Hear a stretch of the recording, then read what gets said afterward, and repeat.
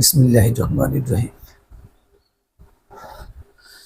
হযরত সুলতান শাহ কেরামতুল্লাহ শাহ ফাজউদ্দিন শাহ।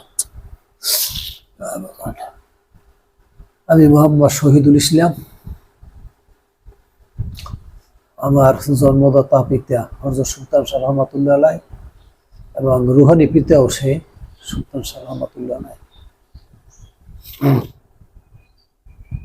আমার বাবা প্রায়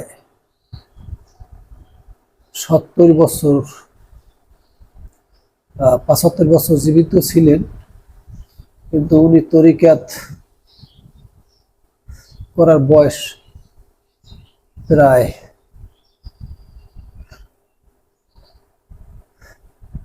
৬০-৬৫ হইতেই করে, আর বয়স তো অনেক ৬৫ বছর তম একটা পাওয়া যায়। সে করে ছোটবেলা থেকেই সে হযরত ফাজউদ্দিন শাহ রহমাতুল্লাহ আলাইহি, হযরত কেরামত আলী শাহ রহমাতুল্লাহ আলাইহির কওমের লোক।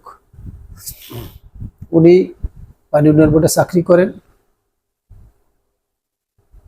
উনি ছোটবেলা থেকেই ধর্মভীরু ছিল এবং মা বাপ হারা শিশু ছিল। তার কোনো বাবা ছোট ২ বছরের থুয়ে মারা গেছে, মা ৪ বছরের সময় মারা গেছে।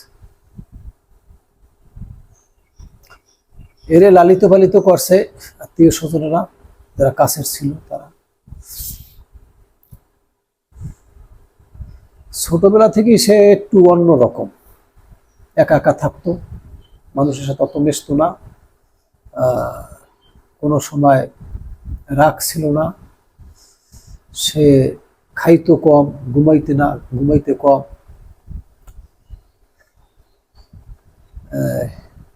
সে সরকারি চাকরি করছে, কিন্তু আমরা ২ ছেলে সন্তান এবং ৫ কন্যা সন্তান। সে এমন কায়দায়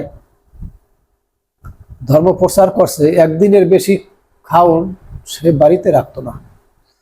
টাকা আসলো মানুষের দিয়ে দিত, গরিব মিসকিনের। ডেলির বাজার ডেলি করত, অবৃত্ত কিছু আমাদের সংসারে থাকতো না। এমনকি আমার মা একবার অনুষ্ঠান করবে, প্রতি সপ্তাহে সে অনুষ্ঠান করত,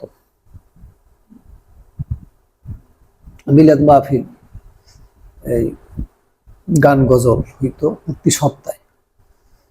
এমন অন্য অভাব অনাটন, আমার মায়ের কানের জিনিস সোনা খুললে নিয়া দেখা যায় বন্ধক থইলে তৎকালীন সময় টাকায় অনুষ্ঠান হয় না, বিক্রি করে তারপর করছে। সে সর্বহারা একজন লোক ছিল।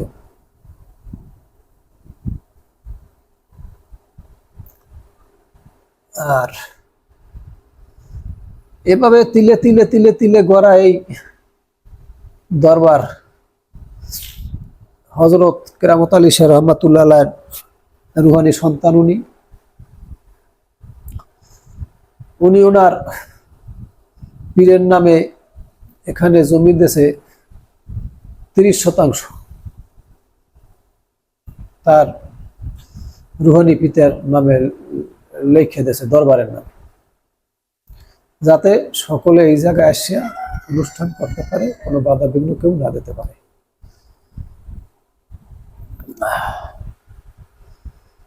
আসলে আমার কান্না আসে, সে যে পেটানে তরিকা করছে, অনুষ্ঠান করছে, ইসলাম প্রচার করছে, খুব কষ্ট করিয়া মানুষের দ্বারে দ্বারে যাইয়া, ভক্তকে বাড়ি যাইয়া, মুরিদকে বাড়ি যাইয়া খাওয়ন পরন দিয়া, তাদের অভাব অনাটন দেখছে। এই দিয়া এই দিয়ে দিয়ে দিয়ে দিয়ে তিলে তিলে তিলে তিলে অনেক ভক্ত মুরিদ করছে। এখন দরবারের বাজার হইছে, দরবারঘর হইছে, রান্নাঘর হইছে, খুব ভালো। মাসিক অনুষ্ঠান করি আমরা, প্রতি মাসের প্রথম বাংলা মাসের প্রথম বৃহস্পতিবার। অর্থ আমার যারা বাজানের মুরিদান আছে, ভক্ত আছে, রুহানি সন্তানরা আছে, তারাই বিয়ের করে প্রতি মাসের না। আমরা সিস্টেম করছি প্রত্যেক ভক্তে এক এক মাস অনুষ্ঠান করি, এক এক মাস করি। তাতে দেখা গেছে 3 বছর 4 বছর 5 বছর পরে একজনের একটা অনুষ্ঠান আসে। এই সিস্টেমটা আমাদের আসলে খুব ভালো লাগে।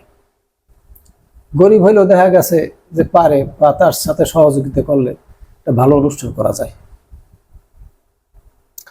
আমি আসলে সুফিবাদে বিশ্বাসী। একটা জায়গায় গেলে আমরা, আমার বাজান থেকে আমি শিক্ষা পেয়েছি যে অট্টালিকা, টাকা, ধন সম্পদ, রাত্রের ঘুমাইয়া আরামায়েশ করিয়া বিলাসিতা করিয়া আল্লাহরে পাওয়া যায় না। আমি তার কাছ থেকে শিখছি, দেখছি, কাছে থেকে দেখছি যে কিভাবে আল্লাহ রাসূলের নৈকট্য লাভ করে, কিভাবে পীরাউলিয়াদের ইজ্জত দেয়, সম্মান করে, কিভাবে আচার আচরণ করে। উনি সংসার করছে, কিন্তু কেমন সংসার করছে এইটা বুঝাবার মতো মানে যোগ্যতা আমার নাই। কেমন করিয়া উনি দুপুরে খাইলে রাত্রে কি খাবে ভাববে না, রাত্রে কি খাবে সকালে কি খাবে ভাববে না, আজকে খাইছে কালকে কি চলবে কি হবে এটা নিয়ে তার কোনো ভাবনা আমি আমার বয়সে দেখি নাই। আমাকেও 2 ছেলে সন্তান জন্ম দিয়েছে, আমাকেও বাহিরে কোনো জমা জমি নাই। আমি বাড়ি সাংসারিক করি, 6টা গরু আছে, দেশি গরু পালি।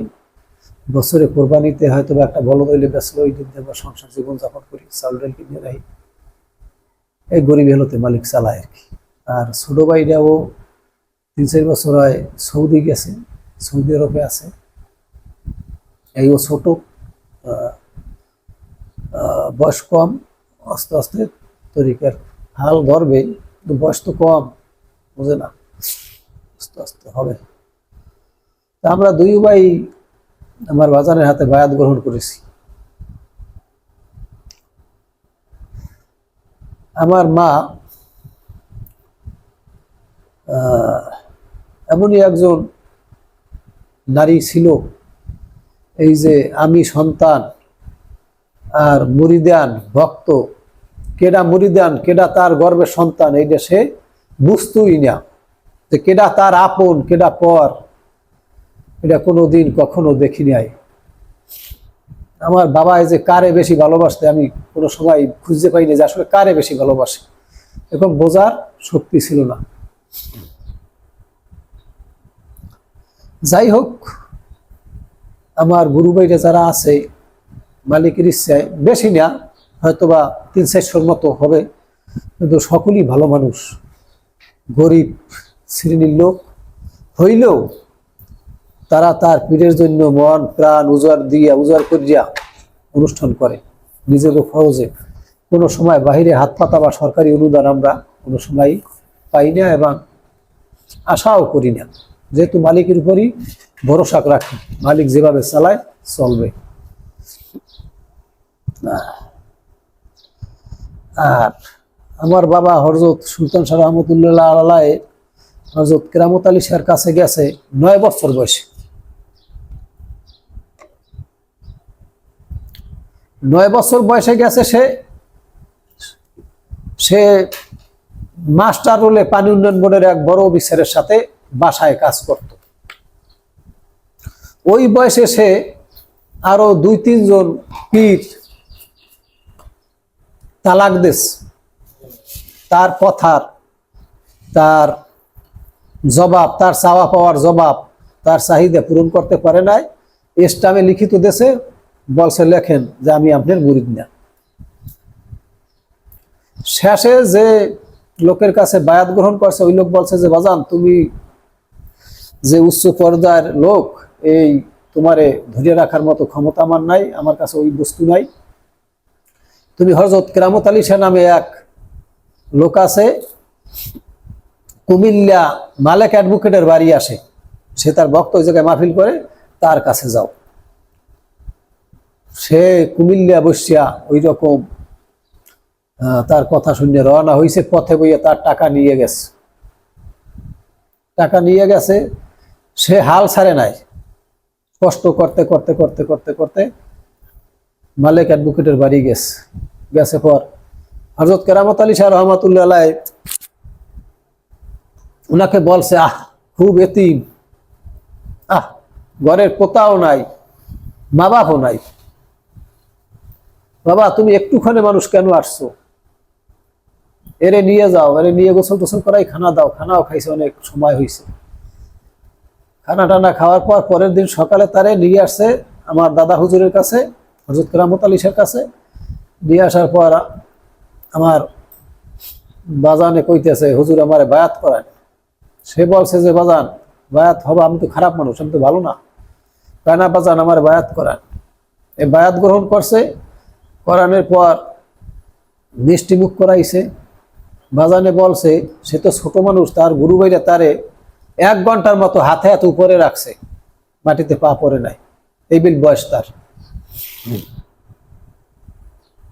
বায়াত গ্রহণ করার পর 2 দিন রইছে, থাকার পর কর্মস্থলে আবার চলে যাইতে হইবে বলছে। তখন বলছে যে বাজান তোমার কাছে টাকা আছে? কয় বাইরে আমারে অনেক টাকা দিয়েছে বাজান। হ্যাঁ ঠিক আছে। আমার দাদা হুজুর হযরত কেরামত আলী শাহ রহমাতুল্লাহ আলাইহি উনি সাদা মার্কিন কাপড় পরতো এবং একখান সাদা মার্কিন কাপড় গায়ে পরতো, খালি পায়ে থাকতেন। উনি ওনার কাপড়ের ভিতর দেয়া আমার বাবার যে টাকা, হারিয়ে যাওয়া টাকা, ওই টাকা সামনে ধরছে, দেখো বাবা এই টাকা নিয়ে যাও। আমার বাবা হযরত সুলতান শাহ রহমাতুল্লাহ আলাইহি দেখাইতে তার সেই বাস করা টাকা। এভাবে তার সান্নিধ্যে থাইকে থাইকে সে আসছেন। আসলে কি সে পীরের জন্য যা করছে এই জমানায়, ওই রকম পীরের জন্য ভক্তে করে এটা খুব কম, রেয়ার। এরকমই করা উচিত। পীরের জন্য সব উজাড় করিয়া দেশ। এমনকি কোনো আত্মীয় স্বজন, ছেলে সন্তান, স্ত্রী কন্যা যে আছে, থাকবে, কি খাবে, এরকম কোনো সিমটম তার ভিতরে ছিল না। একমাত্র দয়ালের উপরে ভরসা করিয়েই চলছে। সে ইচ্ছে করলে কোটি কোটি টাকা রোজগার করতে পারত অবৈধ পথে, কিন্তু সে কোনোদিন কোনো মানুষের ওই রকম চাও খায় না। হাস দিতে যে না ভাই আমি খাইছি, আপনি খায়। টাকা আসলে ডাইন হাত দিয়ে নিত, বাম হাত দিয়ে পকেটে ঢুকাইতো, আবার কেউ আসলে অভাবী লোক তারে গোপনে দিয়ে দিত। টাকা তার কাছে আসলে শরীরে জ্বালা হয়ে যাইত, টাকা রাখতো না।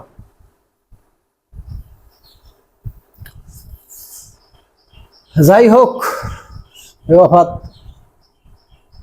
পর্দা নেছে 9 বছর হয়। আমার বিটে বাড়ি পূর্ব সাইটে, ওই ঘরের ভিতরে অনুষ্ঠান হইতো। তারপরে যেটার দরজা, রাস্তার পাশে একটা দরবার ঘর করেছি, ওই জায়গায় অনুষ্ঠান করতাম। তারপরে বালিগড়ার দিয়া এই মাঠে, এই জায়গায়, এই যে ওয়াকফা করা যে জমি দাদা হুজুরে, এই জায়গায় দরবার ঘর করিয়া, মাজার করিয়া জায়গায় আমরা অনুষ্ঠান করি। এই প্রতি বছর আমরা গালিবপুর যাই, হযরত হেফাজউদ্দিন শাহ রহমাতুল্লাহ আলাইহির ওখানে। 2 বার বছরে, আষাঢ়ে আর পৌষে। দেখা গেছে গালিবপুর গেলে আমার যে ঘর সংসার বাড়ি আছে, এরকম বাড়ি মনে হয় না। আসলে বাড়ি কেউরে রাখেছি, কেউরে ফোন দিই, কোথায় আছি, এটা মানে এরকম কোনো সিমটম কাজ করে না। যাই হোক, আসলে আমিও গুনাহগার, অত ইবাদত বন্দেগী করতে পারি না এই জমানায়, তাদের মতো পারি না। দোয়া করবেন যাতে কিছু হইলে ওনাগো রাজি খুশি করা যায়, করতে পারি। যাই হোক, আমার বাবা গালিবপুর যাইয়া অনুষ্ঠান করত, হযরত আফাজউদ্দিন শাহ রহমাতুল্লাহ আলাইহির যে সাধনা করছে, যে গাছের গোড়ায় বসিয়া, ওই গাছের গোড়ায় সে প্রতি বছর 2টা অনুষ্ঠান করে। তার পর্দা নেওয়ার পরে তার ভক্তবৃন্দ যারা আছে, আমি সহ ভাইরা যারা আছে, আমরা সবাই যাইয়া কাফেলা ওই জায়গায় অনুষ্ঠান করি। যাই হোক, গালিবপুরের মানুষ ভাই খুব ভালো মানুষ। ওই রকম তরিকা ছাড়া, তরিকা করে না বা তরিকার ভিতরে আছে এরকম বোঝা যায় না। সব মানুষই আসলে ভালো ভালো মানুষ। হযরত আফাজউদ্দিন শাহ রহমাতুল্লাহ আলাইহির যে মেলা মিলায় লক্ষ লক্ষ লোক আসে। আমি আজ পর্যন্ত দেখি নাই কোনো হাউ কাউ ঝামেলা, এই সেই, কোনো রাহাজানি, কোনো ঝামেলা, এইসব ভাই। যে যার মতো করিয়া অনুষ্ঠান উপভোগ করে। খেলাফত দিছে বলতে আমার বাবা হযরত সুলতান শাহ রহমাতুল্লাহ আলাইহি চাইছে যে সে উত্তরবঙ্গে থাকবে। পরে সে চাকরি সরকারি হয়ে যাওয়ার পর গেছে, যাওয়ার পর কইছে যে বাজান আমি দক্ষিণবঙ্গে থাকবো না, আমি উত্তরবঙ্গে থাকতে চাই। আমার দাদা হুজুর হযরত কেরামত আলী সাহেব বলছে যে না বাজান, তুমি দক্ষিণ অঞ্চলে যাও, ওইখানে যাই ইসলাম প্রচার করো, বায়াত গ্রহণ করো, মুরিদ করো, মানুষ মুসলমান বানাও। এই সে দক্ষিণবঙ্গে আসছে, আসিয়া মুরিদান করতে করতে করতে করতে করতে করতে এই পর্যন্ত এসে পড়ছে। বিশেষ কারামতের কথা শোনা যায় যে সিডরের 6 মাস আগে সে তার এক ভক্ত আছে শানু মিয়া নাম, পুরো বাড়ি দোকান দেয়। ওনাকে বলছে 6 মাস আগে, শানু বাঁশের টুনি আছে না, কঞ্চি, ওই কাটতে কইছে, বাঁশের কঞ্চি কাটো। আমরা বলছি কঞ্চি দিয়ে কি করবে? সে এক ভক্তের বাড়ি অনুষ্ঠান করে বেড়াইতে গেছে, আমাকে বলে শানু মিয়ারে বাঁশের কঞ্চি নিয়ে আসতে বলো। তা বাঁশের কঞ্চি নিয়ে আসছে। আসার পর আমাকে বরগুনা জেলার সদর উপজেলায় 1 নং বদরখালী ইউনিয়নে আমাদের বাড়ি, বাওয়ালকার গ্রাম। আমার বাবা আর শানু মিয়া ওই বাঁশের কঞ্চি নিয়া লঞ্চ গার্ডের সোজা পানির বরাবর নামছে। ওই প্যাকের মধ্যে কাদার মধ্যে হাঁটছে, আর যেখানে যেখানে ওই কঞ্চি বসাইতে কইছে ওইখানে বসাইছে। বসানোর পর শানু মিয়া টোটাল ইউনিয়নডারে ই করে আসছে, মানে টুনি বসাইয়ে বাউন্ডারি দিয়ে আসছে। শানু মিয়া আসছে বলছে যে এত অল্প সময়ের মধ্যে কেমনে এত পথ, প্রায় পথ হইবে 30 কিলোর মতো, কেমনে আসলাম বাজার? কয় চুপ থাকো, চুপ থাকো, বিশ্বাস থাকলে সব সম্ভব। আমার বাবা বলছে শানু মিয়া বিশ্বাস থাকলে সব সম্ভব। পরে এবেল করতে করতে সিডর কাছে গোনাই আসছে। আসার পর ধরেন 7 দিন আগে সে এমন সিমটম করছে, এই হাসে এই কান্না করে, এই হাসাই কান্না করে। আমরা বুঝি যে সে মানসিকভাবে সমস্যা হয়েছে। আর আমাকে বলতো যে তোরা হাউকে হাসাহাসি করিস না, হাসাহাসি করিস না, আনন্দ ভর্তি করিস না, এত সব সাগর হয়ে যাইবে, আহারে সব সাগর হয়ে যাইবে। এই আমার বাড়ির দক্ষিণ সাইডে দেখাইছে, আমার রাস্তার মাথায় আইয়ে যে একুল সব সাগর হয়ে যাবে, আহারে মানুষ কি করবে? তখন আমরা আসলে বুঝতে পারি না আসলে কি বলে। আমার এক কাকা আছে, সে আমার মাজানের কাছে মুরিদ। সে এবার বাড়িতে বসে হাসাহাসি করে, বলছে ওই সেলিম মিয়া হাসাহাসি করো না, তোমার সে নতুন বাড়ি থাকে, বলছে তোমার অত সব সাগর হয়ে যাইবে। সে বলছে সাগর যে সময় হইবা নাতি পুতিতে বুঝে খাইবে। এটা বলছে যেদিন সিডরের মাঝে হেয়ের একদিন আগে বিকেলে বলছে। পরে তো ওই রকম সিডরে সে আমাদের বাড়ির আঙ্গিনায় দাঁড়াইয়ে রয়েছে, টিনের চাল ধরিয়ে বাম হাত দেয়া, তার উপরে নিতে পারি নাই। উপরে নেওয়ার জন্য আমি বহু চেষ্টা করছি, কিন্তু সে যায় নাই। 3টা ডাক দেছে বড় চাইয়া, থাম। এই দেখা গেছে পরে 1 হাত পানি নামছে, নামার পর আমি তারে আদ্র কোলে হজ্জিয়া নিয়া উপরে শোয়ে রাখছি। এই অস্তে অস্তে ছিল। তারপর সকালে উঠে দেখি তো হাজার হাজার শত শত মানুষ মারা গেছে, গরু বাছুর ছাগল, মানুষ রাস্তাঘাটে লাশ। তখন সকালে আমি তার চরণে পড়ে কাঁদছি যে বাজান আমরা বুঝতে পারি নাই আপনার কথা। আমার একটা গরু ছিল 20,000 টাকা দামের, ছায়মায় 2 কেজি 3 কেজি দুধ হইতো। তার কাছে না বললে আমার বোনের বাড়ি ঘাস খাওয়াইতে দিছি, সে কিছু বলে নাই। পরে সিনের পর বললাম যে বাজান এই যে গরুটা ঘাস খাওয়াইতে দিলাম মারা গেল, কয় আমার কাছে তো জিজ্ঞেস করো নাই। আসলে এইরকম তার মাজেজা কি বলবো, অনেক মাজেজা দেখাইছে অনেক। সে দেখা গেছে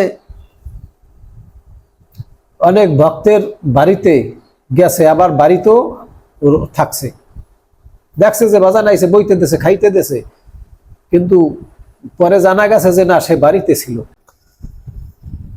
এরকম বহুত ভক্তেরা দেখছে তারে খাইতে দেছে, কলা দেছে, খাইছে, আবার সময় নষ্ট করছে, কইছে না সময় নষ্ট করছো না। অনেক কেরামতি সে দেখাইছে। তার এক ভক্ত নামে মামলা হয়েছে থানায়, সেই শানু মিয়ার নামে। শানু মিয়া হোটেলে ব্যবসা করে, বাজানের চা দেছে, চা খাইতেছে, এর মধ্যে বলতেছে শানু মিয়া তুমি ব্রিজের ওপার যাও, পশ্চিম সাইডে যাও। শানু মিয়া লড়ে না, 3বার বলার পর ধমক দিয়েছে, এই শানু মিয়া তুমি ব্রিজের ওপার যাও। তৎকালীন সময় মোবাইল টেলিফোন ছিল না, অনেক আগের কথা। শানু মিয়া ব্রিজের মাঝামাঝি গেছে, পর পুলিশের পিকআপ আইয়া ব্যারিকেড দিয়েছে যে শানু মিয়া কেডা, তার নামে ওয়ারেন্ট আছে। শানু মিয়া পুলিশ টুলিশ গেছে, আইয়ে পায়ের উপরে পড়ছে, বাজান বুঝি নাই যে পুলিশ আইতেছে আমার ধরবে, আমি বুঝিনি আপনার কথার অর্থ বুঝি নাই। এরকম সে অরারহ কেরামতি দেখাইছে। আমার বেলায় এসে আমি দেখছি যে তার দৈনিক 3টা সুরত ধরত, 3 সুরত। মাঝে মাঝে বুঝাইতে যে সে একজন নারী, আর মাঝে মাঝে বুঝাইতে সে একজন যুবক, ফুটফুটে যুবক, আবার মাঝে মধ্যে বুঝাইতো সে বৃদ্ধ, খুব মলিন। এর 3টা সিমটম সে দৈনিক ধরতো। আবার হলুদ রঙের মতো চেহারা হয়ে যাইতো। এরকম দেখতাম আমি কাছে থেকে। মূলত আমি আসলে ছোট মানুষ তো, ওই সময় বুঝতে পারি নাই। আমি ঠিকাদারি ব্যবসা করছি, ওই সময় কাজকর্ম লইয়ে ব্যস্ত ছিলাম। আমার বাবা বলছে যে ঠিকাদারি ব্যবসা ভালো না, কোন সময় ঠিকাদারি সারান দেওয়া লাগবে তুমি বুঝবা না। এই কাজ করতে করতে অনেক লস দিছি, লক্ষ লক্ষ টাকা লস দিয়ে আইছি। পরে এমন কায়দায় আমার রিমোট কন্ট্রোল বানাইয়ে ফেলাইছে, আমি ইচ্ছা করলে বরগুনা যেতে পারি না, ইচ্ছা করলে বাউন্ডারি বাইরে কোথাও যেতে পারি না। টাকা আছে কিন্তু যেতে পারি না। এরকম এমন কায়দায় আমি এখানে 5টা মিনিট বসে থাকলে পাগলের মতো ছুটোছুটি করতাম, দৌড়দৌড়ি করতাম, ফালাফালি করতাম, কিন্তু কোথাও যেতে পারতাম না।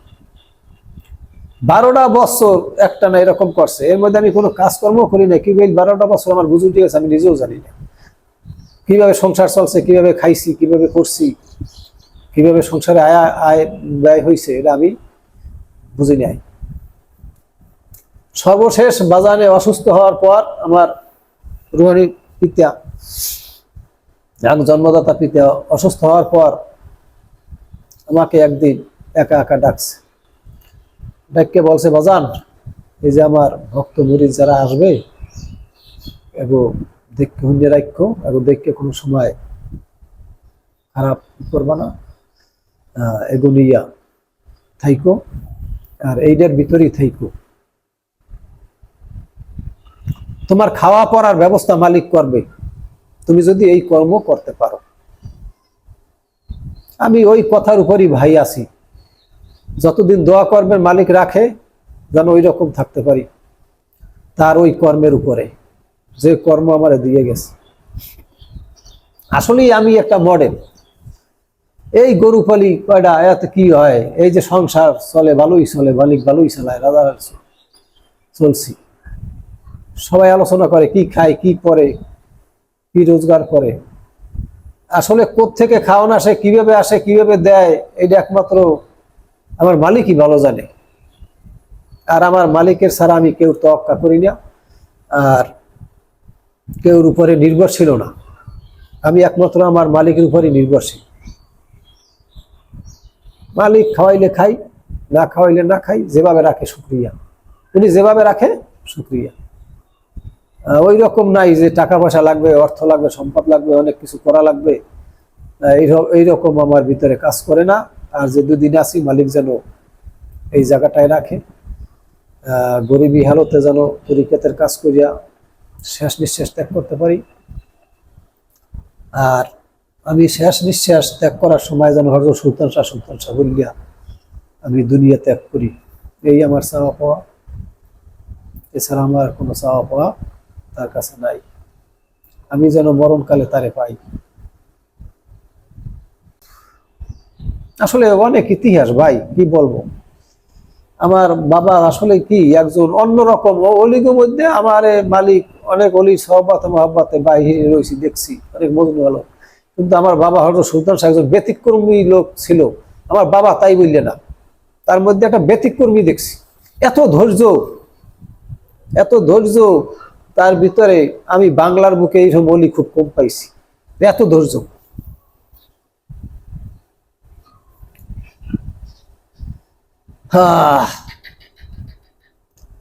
এইরকম একবার বাৎসরিক অনুষ্ঠান, টাকা নাই, কই বাজান, টাকা তো নাই, অনুষ্ঠান চাইছে, কি বলে অনুষ্ঠান করবো। মালিকের তা মালিক চালাইবে না, এই কইয়া অনুষ্ঠান ধরেন আগামীকাল শিল্পী টিল্পী বা মাঝে একদিন, এরপর 3 দিনের দিন অনুষ্ঠান।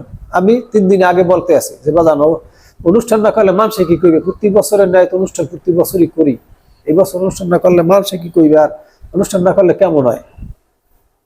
মানুষ তো অনেক আশেক বক্ত আইবে যে অনুষ্ঠান, মালিক ফয়সালা করবে এনে। মাঝের দিন বরগুনা রওনা হয়ে গেছি, কই একটু সালাম টালাম করে যে বাজান যাইতে আছি, দোয়া খায়ের করে অনুষ্ঠান তো করা লাগে, একটু দেখেন। ইতিমধ্যে 70,000 টাকা আমারে বিভিন্ন দিক দিয়ে ফোন দিয়ে দিয়েছে, সুবহানাল্লাহ। 70,000 টাকা তৎকালীন সময় ধরেন এতে ঘটনা হয়েছে আরো সিডারের পরাপর, সিডারের 2-1 বছর পর। 70,000 টাকা, এই কয় টাকা নেই, কয় টাকা নেই, কয় টাকা না অনুষ্ঠানের টাকা, এই কয় টাকা না, টাকা চাউল ডাইল যে যা পারছে একদিনের মধ্যে সব। ওই দিন আবার ফোন দিয়ে শিল্পী কইছি, শিল্পীও পাইছি ইনশাল্লাহ, ভালো শিল্পী, খুব ধুমধাম অনুষ্ঠান করছি। একবার গালিমপুর বসছি, অনেক খরচ করছি টাকা পয়সা, করার পর বিরিয়ানি তবারক করি, তাই গোস্তের টাকা হয় না, আর সব হয়েছে। আমি যাই বলি, আমার সবাই গুরু ভাইরা তার কাছে যাইতো না, আমার সামনে যেতে যে তুমি একটু জিজ্ঞেস করো ভাই, যে সবই তো হয়েছে বাজান, গরুর গোস্ত ছাড়া তো বিরিয়ানি হয় না। আর বাজানে তো কইছে যে বিরিয়ানি পাক করো। আমি বাজানের বললাম, বাজান বিরিয়ানির তো গোস্ত ছাড়া তো বিরিয়ানি হয় না। হে কয় গোস্ত হইবি আনে। আমি 3 বার বলার পর একই প্রশ্ন, একটু অপেক্ষা করো, গোস্ত হইবি আনে। আসরের নামাজের বাদ এক লোক একটা বলদ গরু লইছে, তৎকালীন সময় 25,000 টাকা দিয়ে, বড় বলদ। আইনা কয় হুজুর অনেক দেরি হয়ে গেছে, আসতে আমার অনেক কষ্ট হয়েছে, মানে লোকজন নিয়ে আসছি কষাই কষাই, তাৎক্ষণিক করে দিই পারবো আরে, আসছি। এই আসছে জবাই টবাই করে এই বিরিয়ানি ধুমধাম করে বিরিয়ানি হয়ে গেল। এইরকম বারবার, টাকা নাই অনুষ্ঠান কর্ম কেমনে, টাকা নাই অনুষ্ঠান কর্ম কেমনে, টাকা নাই অনুষ্ঠান কর্ম কেমনে। আমি গালিমপুর যাই, আমি নিয়াত করি যে গালিমপুর যাব। দেখা গেছে ওই মাসে আমার কাছে কোনো টাকা থাকে না, বিভিন্ন অভাব অনাটনে দেখা দেয়, এই সেই বিভিন্ন রকম। কিন্তু আমি হাল ছাড়ি না আজ পর্যন্ত। দেখা গেছে একদিন আগে টাকার ব্যবস্থা মালিক করে দেয়, হয়তো একজন ফোন দিয়ে কয় কি দরবারে যাবা না ভাই, ভাড়াটা আমি দিব। আর একজনে কয় কয়টা লাগবে, আর একজনে কয় রওনা হোক। এরকম করতে করতে দেখা গেছে মালিক নিয়ে যায়, আবার যাই, আবার আসি। যাই হোক ভাই, সারা বাংলাদেশের সুফিবাদে যারা বিশ্বাসী, যারা হযরত মাওলা আলী কারিমুল্লাহ ওজুহুর অনুসারী, হুজুর পাক সাল্লাল্লাহু আলাইহি সাল্লামের, হযরত মুহাম্মদ সাল্লাল্লাহু আলাইহি সাল্লামের অনুসারী, আসলে আমি অনেক আল্লাহর ওলির জীবনী পড়েছি, শত শত। আজ পর্যন্ত আমি কোন আল্লাহর ওলির জীবনী পড়ে পাই নাই যে আরাম আয়েশ করিয়া, অর্থ সম্পদ দিয়া, রাত্রে ঘুমাইয়া, পেট বুঝে খাইয়া কেউ আল্লাহর ওলি হইতে পারছে, এটা আমি এখন পর্যন্ত পাই নাই। আমি হযরত জুনায়েদ বাগদাদী রাহমাতুল্লাহ আলাইহির জীবনী পড়ে পাইছি। সে তৎকালীন সময় রাসূল তার আখ্যায়িত করছে সে শ্রেষ্ঠ উম্মত হিসেবে, তারে রাসূল নিজে আখ্যায়িত করছে। প্রত্যেক নবীর আমলি উম্মত ছিল, কিন্তু শেষ পয়গম্বর হযরত মুহাম্মদ সাল্লাল্লাহু আলাইহি সাল্লাম, হুজুর পাক সাল্লাল্লাহু আলাইহি সাল্লামের শ্রেষ্ঠ উম্মত ছিল জুনায়েদ বাগদাদী রাহমাতুল্লাহ আলাইহি। ওনারে অন্যান্য ওলিয়া উলিয়ারা প্রশ্ন করছে যে হুজুর, আপনি এত বড় আল্লাহর ওলি আউলি, এত বড় দরজা, কিভাবে কি ইবাদত বন্দিগিরি করিয়া হাসিল করছেন? উনি বলছে, আমার পীরের দরজায় আমি এক পায়ে 40 বছর দাঁড়াই রয়েছি। সুবহানাল্লাহ।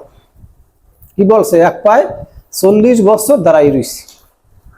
এরকম প্রত্যেক আল্লাহর অলিরাই এরকম করিয়া করিয়া তিলে তিলে তিলে তিলে আল্লাহর অলি হইছে।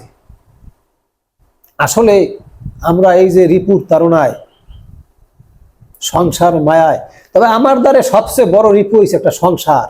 এই যে সংসার জাল থেকে বের হনো যায় না, মায়া, এই মায়ার বন্ধন ছিন্ন না করলে, তালাক না দিলে কেউ আল্লাহর সান্নিধ্যে পৌঁছা যায় না। দুনিয়া তালাক দিতে হইবে, হিসাব সোজা। আমি আমার ছেলে সন্তান স্ত্রী বলে দিছি, তোমরা আমার আসল কেউ না। আমি শতবার দেখেছি হযরত সুলতান শাহ ছাড়া আমার কেউ না। আমার বিপদের সময় তোমারও কেউ পাই না, ওনারই পাই।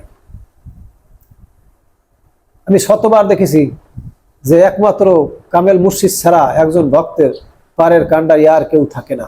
হয়তো আমরা বুঝি না। যাই হোক, কামেল অলি আল্লাহরা তারা তাদের মতো করিয়া গুজুরিয়া পর্দা নেছে। আমার একটা প্রশ্ন, যে এই আল্লাহর অলিরা এত কিছু করছে, এই সেই বিভিন্ন রকম মাজাজা দেখাইছে, আসলে আমি কি করলাম? আমি কি করতে পারলাম? আমার উপায় হইবে কি?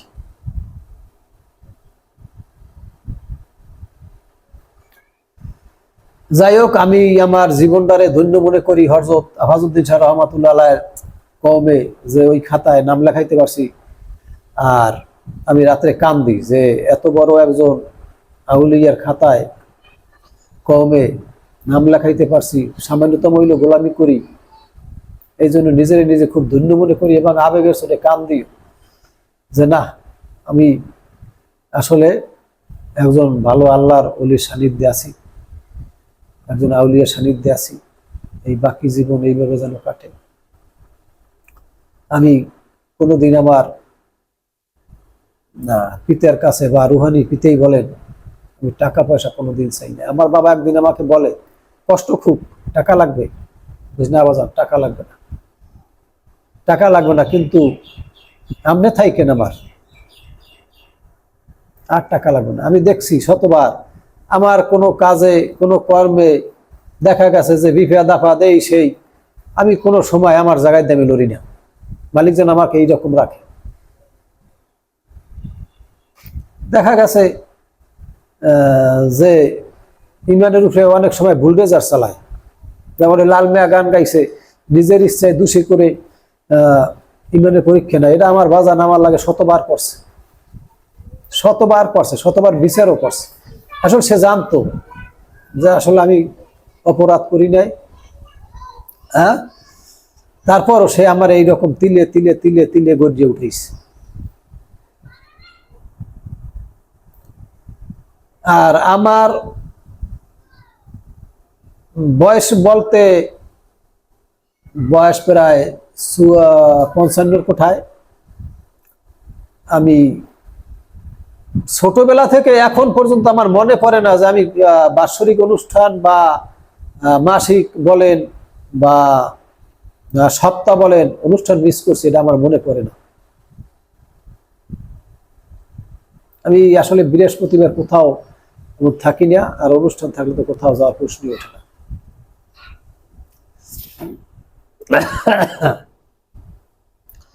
যাই হোক, ঘটনা রয়েছে,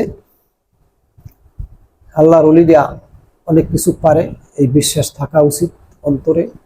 পীর মুরিদি দিয়ে আসলে আমরা বর্তমান জমানায় খুব একটা সংকটের জমানায় আসছি। পীর মুরিদি আসলে যেভাবে করা উচিত ওরকম আমরা পারি না। আমাকে রিপুর তাড়নায়, পেটের তাড়নায়, বিভিন্ন রিপুর তাড়নায়, অর্থ সম্পদ লাগে, এই সেই লাগে, এটা লাগে, ওটা লাগে লাগে, কিন্তু ওই জায়গাটায় যে আসতে পারে, যে একমাত্র মালিকের উপরে তোয়াক্কা করতে পারে, মালিকের উপরে ভরসা রাখতে পারে, এটার বিকল্প আসলে কিছু নাই। আমার বাজান একদিন আমারে বলছে যে যদি কেউ মালিকের উপরে ভরসা করে তাহলে 18,000 মাখলুকাত তার তাফেদার হয়ে যায়, সুবহানাল্লাহ। আর যদি কেউ কোনো বস্তুর উপরে বা কোনো মানুষের উপরে তোয়াক্কা করে বা করে, ওটাকে কি বলে, নির্ভরশীল হয়, তখন তার ওই জিনিস আর থাকে না, সে এই জিনিসের সন্ধান আর পাবে না। তফাৎ হয়েছে এই যে একজন মানুষ যদি মালিকের উপরে ভরসা করে 18,000 মাখলুকাত তার তাফেদার, তার সান্নিধ্যে থাকে। আর যদি কেউ দুনিয়াবি কোনো বস্তুর উপরে বা কোনো মানুষের উপরে ডিপেন্ডেন্ট হয় বা ভরসা করে, সে লোকেই আর নাগাল আর পাবে না। এক কথায় দুনিয়া বিমুখ হইতে হইবে, দুনিয়া থাকতেও বিমুখ হইতে হইবে। এর একটা সিস্টেম আছে, যার যার গ্রুপ থেকে জানিয়ে নিতে হয় যে দুনিয়া তালাক দেওয়া, স্ত্রী পুত্র তালাক দেওয়ার কতগুলো ব্যাপার আছে। আসলে কি তালাক কইছি ওই রকম সরাসরি এতে কি তালাক হয়ে গেছে? না, খাওন বরণ পোষণ আমারই দিতে হইবে, দেব, কিন্তু সেটা সঠিকভাবে। ওই এর মধ্যে যে কি বরকত, কি শান্তি, এটা যারা করে তারা বোঝে। এটার মধ্যে খুব মজা আছে, শান্তি আছে। যাই হোক, অনেক কথা বলছি, আসলে আমি অসুস্থ মানুষ, গায়ে জ্বর, কি বলবো আর কি ঘটনা হইছে। এখানে তো থাকার জায়গা না রে ভাই, কয়দিনের জন্য এই যে রঙ্গমঞ্চ, নাটক, অভিনয়, যার যার মতো করে চলে যাবে। দেখেন এই হাজার হাজার কোটি টাকার মানুষ, হ্যাঁ, চলে যায়, কিছু নিয়ে যায় না, কিন্তু আমরা বুঝি, তারপরও আল্লাহর নাম লই না, আল্লাহর অলিগ সান্নিধ্যে যাই না।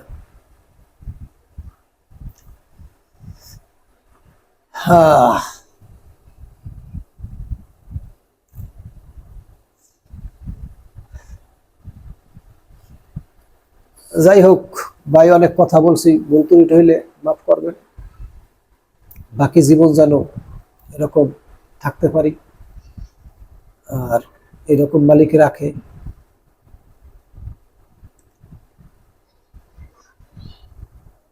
অনেক স্বাদ গ্রহণ করতে হইলে বাহির থেকে কিছু বোঝা যাবে না, ভিতরে ঢোকেন, বাহির থেকে খালি গিবাত করেন, ওখানে আছে কি বেদায়েত, এই সেই, ভিতরে ঢোকেন, ঢুকে দেখেন আসলে কি আছে। হ্যাঁ, খারাপ প্রকৃতির লোক আছে, এটাও সত্য, কিন্তু ভালো লোকও আছে। আমার দাদা হুজুর হযরত কেরামত আলী শাহ, তার অনেক কেরামতি, তার নাম রাখা হয়েছে কেরামত আলী শাহ। এটা তার রুহানি পিতা হযরত আফাজউদ্দিন শাহ তার নাম দিয়েছে কেরামত আলী শাহ। মানে সে অনেক কেরামতি দেখাইছে, এমনকি যা মন চায় হইয়া সে করতে পারছে। আমি এই তরিকাতের পিছনে যে সময় ক্লাস 9-এ পড়ি, ওই সময় চুরানব্বইতে আমি পরীক্ষার্থী ছিলাম। তাই 94-তে পরীক্ষা থাকায়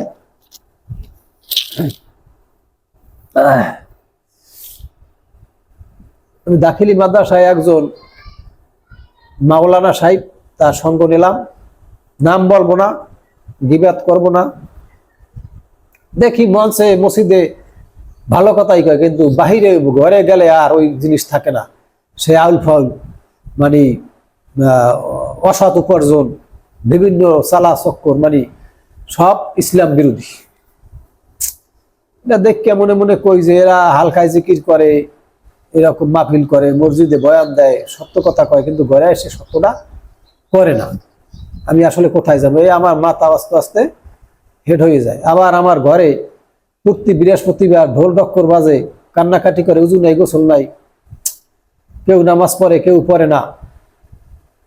এবার ভাবনা করতে করতে করতে করতে একদিন কান্না করতাম রাত্রে যে, মালিক, আপনি আমার একজন একটা ভালো সৎ পথে নিয়ে যান, যেই পথ সঠিক ওই পথে আমাকে নিয়ে যান। আমি 3 মাস কাঁদছি, একটা না। আমার ঘরে আল্লাহর ওলি থাকতেও আমি বুঝি নাই। আমি 3 মাস কাঁদছি। পরে তখন তো আমি ছোট, ক্লাস 9-এ পড়ি, তরিকাতে কিছুই বুঝি না। হ্যাঁ, ঘুমের ঘরে দেখি আমার সদর উপজেলা বরগুনার একটা শাহাপট্টি করি একটা নাম আছে, জায়গার নাম আছে বাজারের ভিতরে। ওই জায়গায় দেখি আমি যে সিটের কাছে শত সিটের একসাথে কলেজে বাইল হয়, ওইরকম ঘুমের ঘরে হইতেছে, সব পল্লায় হইতেছে। এই আমার মানে তরিকাতে আসার মানে কারণ, আমি কিভাবে দাখিল হইলাম। আমার বাবা যেটা করে, এই জন্য যে আমার এটা করা লাগবে না, আমি দেখে শুনে বুঝছেই মালিক আমার আনছে। পরে আমি নিয়ত করছি যে এই ঘর থেকে ওই ঘরের ভিতরে যাব, একটা খাম্বা ধরিয়ে দাঁড়ানো, একটা ঘরের ভিতরে ঢুকবো। তখন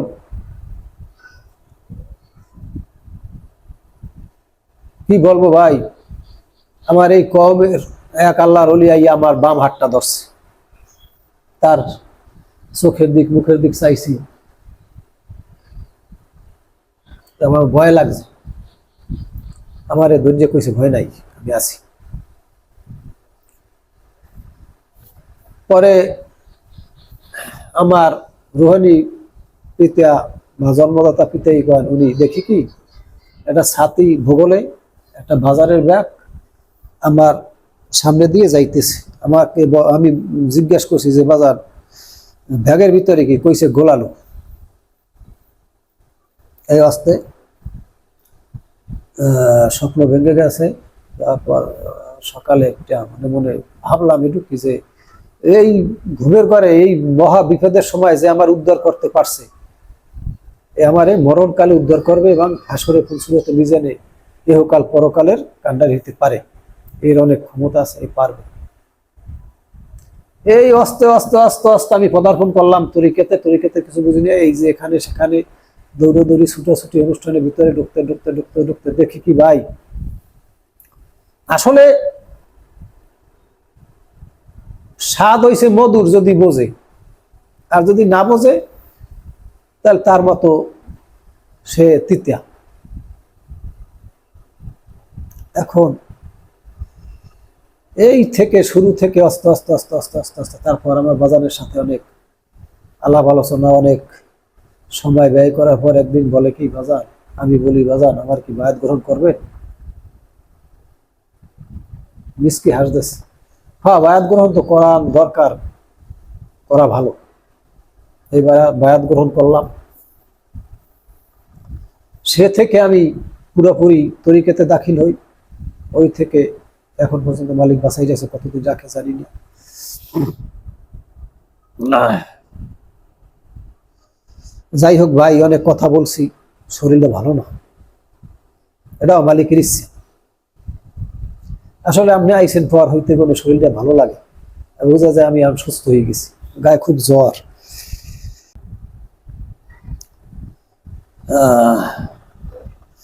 আমি একটা কথা বলি ভাই, যে যার কাছেই গেছি, যে যার কাছেই গেছি তার সাথে বুঝপড়া করে প্রেম না করলে স্বাদ পাওয়া যাবে না। আর পীর ধরতে হইলে বুঝছে শূন্য ধরতে হইবে। অনেক আপনি যাই গেছেন, হুট করে আপনি হাত ধরছে, আর হুট করে আপনি বায়াত গ্রহণ করছেন না, দেখেন বোঝেন 2-1 বছর ঘোরেন, তার ভিতরে মাঝে যা দেখেন আছে কিনা, তার ভিতরে এরকম 6 মাস 1 বছরের আগে খবর আছে কিনা, তার আখলাখ চরিত্র দেখেন। আমার কাছে অনেক মানুষ আছে ভাই, তরিকা করি দেখা সাক্ষাৎ না, এই হয় না, আবার অনেকে তরিকা করে গুরু ধরে না, তাই মনের মতো মানুষই পাই না, এ দরবার ও দরবারে যায়, আসলে ওই লোক বেশি বুঝে, তার মনের মতো মানুষই পায় না। মানুষ আছে কিন্তু খুঁজে নিতে পারে না, এই বিশ্বাস তার ভিতরে নাই। প্রেম করতে হবে, প্রেম করলে না জানা যাইবে যে ওই লোকের কোথায় কি। আপনি আমার বাড়িতে আসছেন, মেহমান মানুষ, আপনার সাথে আমার কোনো সময় আর দেখা হয় না, এই যে অল্প সময়ের মধ্যে খুব ভালো লাগছে যে আমরা এই যে আল্লাহর অলিগো জীবনী, এই যে তিলে তিলে কষ্ট করিয়া কোথা থেকে ঢাকা থেকে আসছিয়া দরবারে মাজারে হাঁটি হাঁটি পা করিয়া নিতে আসেন, এই জন্য খুব ধন্য। এরকম তরিকাতের পিছিয়ে সময় দিলে লস নাই ভাই, অনেক লাভ, লাভটা কেউ বুঝান যাইবে না।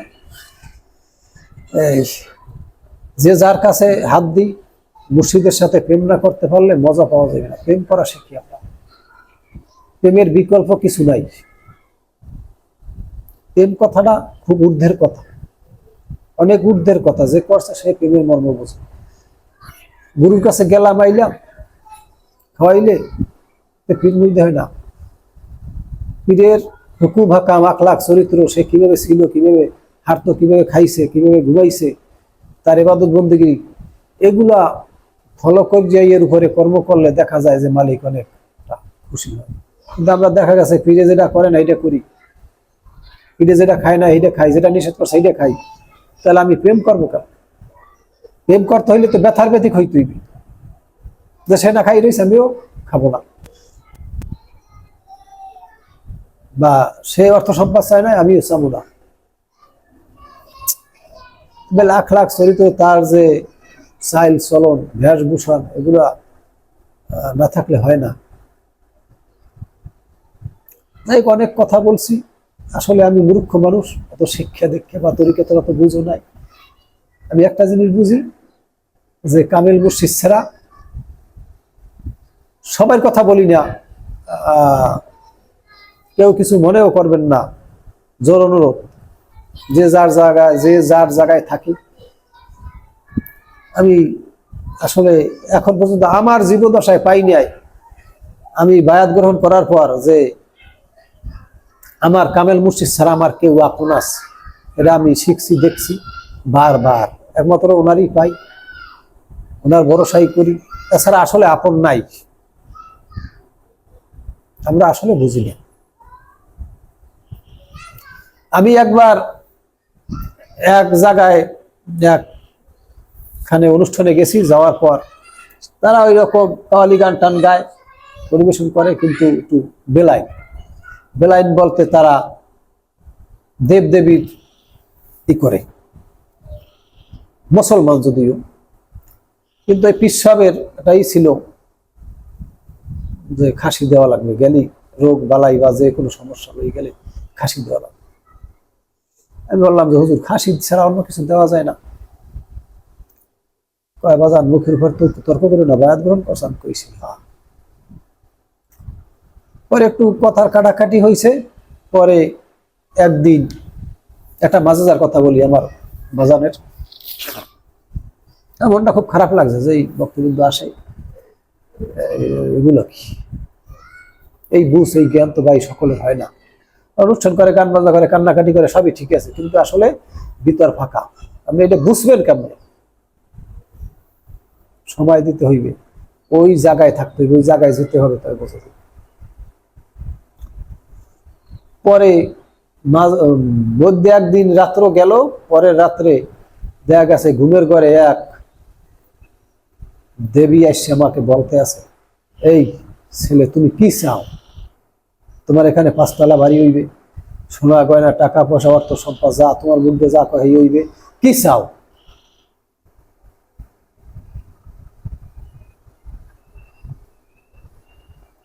তুমি এবার খাসি কাটবা, হ্যাঁ সব পাবা। আমি মালিকের দয়া ছাড়া ভাই আসলে কিছু হয় না, এটাই মালিকের দয়া। ওই সময় আমি নিরুপায় হইয়া কি বলবো, এমন কায়দায় বিষণ্ণতা সারা রাত্র, যা আমার ঘুমের ঘর হয়েছে আমি বুঝি, এটা কাউকে বুঝানো যাবে না। পরে আমার মুখ থেকে জবান থেকে মালিকের ইচ্ছায়, মালিকের দয়ায়, মালিকের করুণায় বের হয়ে গেছে যে আমার মালিক ছাড়া আমি কাউকে কিছু বলি না, কোনো কিছু আমি করি না, কোনো সিদ্ধান্ত আমি করি না। সকাল হয়ে গেল, ঘুম ভেঙে গেল। সকালে মনে মনে বলি যে সকালে নাস্তা খাওয়ার পর বাজানের কাছে আলাপ করবো যে বাজান এরকম ঘটনা রাত্রে ঘটছে। এই দেখি আমি একটা ঘরের বারান্দায় ঘুমাইতাম, ব্রাশ লইয়া ডাইন পাউডার কেবল দিছি, আমার ঘরের ঘরের খাটে বা আমার বাবা ঘুমাইতো, মা পাশে ঘুমে আছে, সে বসা পূব দিক খিলজা, আর আমি পশ্চিম দিকে ব্রাশ লইয়ে রওনা হয়েছি। এ অবস্থায় মশারি টানাইয়া বাম হাত দিয়ে বলতে আছে যে বেটা ভালো না, ভালো না, হে বেটা তুই যে দেখছো ভালো না, ভালো না। তখন ভাই কি যে হালটা আমার হয়েছে, আমি খুব হয়ে গেছি যে রাত্রে ঘটনাটা ঘটলো, আর সে বলে যে ভালো না, ভালো না। ওই দিন হইতে আমার আর এক জল্পনা কল্পনা শুরু হয়ে গেল। তাহলে উনি আমার রুহ নিয়ন্ত্রণ করে, উনি আমার রুহের খবর রাখে, নাই উনি কেমনে জানলো রাত্রে আমার ঘুমের ঘরে কি ঘটনা ঘটছে? সে বলে বেটা ভালো না, ভালো না, তাহলে সে আমার রুহ নিয়ন্ত্রণ করে। এই জায়গাটায় গেলে বোঝা যায়। কিন্তু দেখা গেছে যে এই কথাগুলো বিপক্ষে যাইতে পারে, বিপক্ষে গেলে আমার কিছু করার নাই। আমার বেলায় ঘটছে, আমি সত্য কথাই বলছি, বানানো কথা না। আর এটা বলারও আমার দরকার পড়ে না, কিন্তু আপনি বলছেন যে কিছু কেরামতি, কিছু মাঝেজার কথা বলেন। এরকম এরকম শতবার দেখছি, তার অনেক মাঝেজা, অনেক অনেক দেখছি। 1 কেজি চাউলটা সে 50-60 জন মানুষ খাওয়াইছে, কইছে ডাক্কে রাখো, হইবে ইনশাল্লাহ। সেই পাতিলের কাছে সেহার দিয়ে বইছে, যেতে রয়েছে, দেখা গেছে 50 জন 100 জন খাইয়ে হেলাইছে, তারপরও আছে। এরকম বহুত কেরামতি সে দেখাইছে। যাই হোক, আসলে একটা কথা, আমার বাবা হযরত সুলতান শাহ রহমাতুল্লাহ 5 জায়গায় নামাজ পড়তো, সত্য কথা যেটা, 5 ওয়াক্ত রোজা রাখতেন, রাসূলের তরিকা অনুযায়ী চলতেন, জিকির আজকার করতেন, গান গজল গাইতেন, গাওয়াইতেন, নিজে গাইতেন না কিন্তু গাওয়াইতেন, কিন্তু সে নামাজ রোজা করত, 1 ওয়াক্ত নামাজ সে কাজা করে নাই, এটা সত্য। রোজাও রাখতেন এবং সে বেশিরভাগই না খাইয়ে থাকতেন, হ্যাঁ কম খাইতেন, ঘুমাইতেন তো নাই, আমি ঘুমাইতে তার জীবনে দেখি নাই। যে সময় ডাক দিয়েছি এই সময় দেখছি জাগনা। হ্যাঁ জীবন। যাই হোক ভাই, আল্লাহ হাফেজ। হযরত সুলতান শাহ রহমাতুল্লাহ আলাইহির নাম স্মরণ করিয়া আমি আমার এই বক্তব্য, ক্ষুদ্র মানুষ আসলে মূর্খ ভাই, কথাবার্তাও যখন বলতে পারি না শুদ্ধ করিয়া, আমরা তো বরগুনার মানুষ, বরিশালের মানুষ, আঞ্চলিক ভাষাই বলছি। মনে কেউ কিছু করবেন না। আর যে যে অবস্থায় আছেন থাকেন, যে যে অবস্থায় আছেন থাকেন, রোজা নামাজ করেন। রোজার নামাজের আসলে বিকল্প কিছু নাই। আমিও নামাজ পড়ি, রোজা রাখি, আমার স্ত্রীও রোজা রাখে, আমার ছেলে সন্তানরাও রোজা রাখে, নামাজ পড়ে। কিন্তু দেখা গেছে অনেক ফকির সম্প্রদায়, অনেক সুফিবাদ অনেক জায়গায় প্রশ্ন সম্মুখীন হয় যে নামাজ রোজা লাগে না, এসে ওগুলো আমার আসলে আমি পছন্দ করি না। আমি নিজেও নামাজ পড়ি এবং নামাজের জন্য সকলকে তাগিদ দেই। নামাজ রোজার বিকল্প আসলে কিছু নেই, আল্লাহ ফরজ করছে, এটা করতে হবে। যাই হোক, আল্লাহ হাফেজ। সুলতান শাহ বললিয়া শেষ করলাম। আসসালামু আলাইকুম।